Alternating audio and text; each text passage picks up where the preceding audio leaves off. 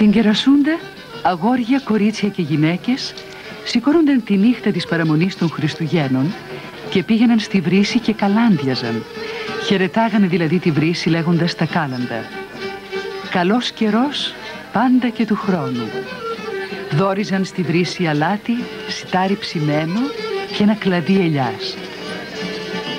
Καλώς τα παιδιά!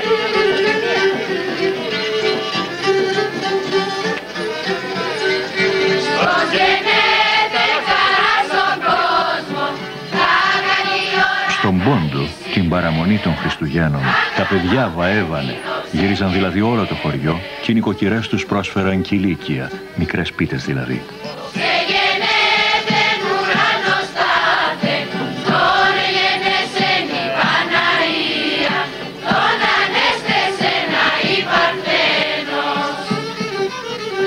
Έφτανε τη Χριστούτα παλικάρε! Έφτανε τη Χριστούτα!